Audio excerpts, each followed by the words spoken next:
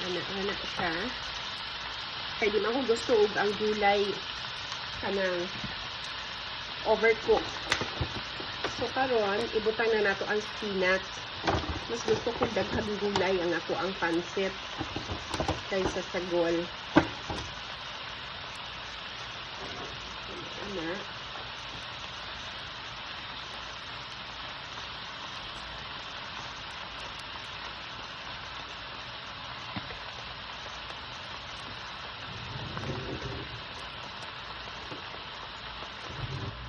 So, kini, gihalo na rin akong oyster sauce, soy sauce, sesame oil, o lime, lemon. So, nasa sa inyo yun kung paano nyo pag anong ilagay nyo dyan. So, ito ang akin.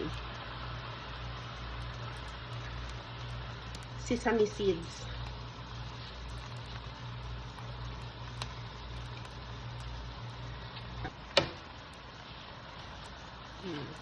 Ihalo lang natin siya.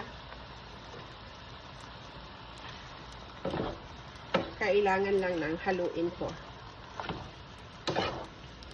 So, ilagay ko na yung sutanghon. Kung ano na siyang ipakulo at tubig. So, dali ra kaayo siya luto. So, as I said, style ko to, version ko to ha.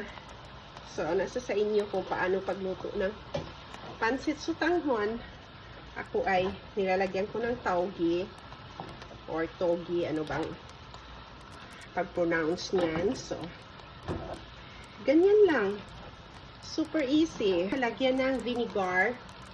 Mga 1 teaspoon lang. Okay, pwede na siyang haluin.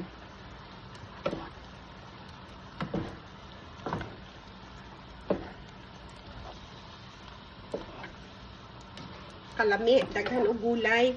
Gusto ko unang maunay gusto na ko ang pansit nga daghan og gulay.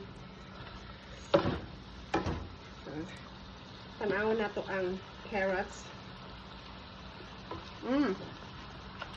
Tama lang ang carrots.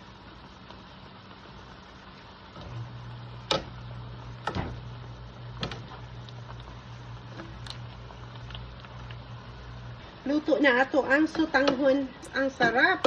Kasi nga maraming gulay. Daghang salamat sa tanan. Mga unata. Thank you so much for watching. See you in our next video. Bye for now.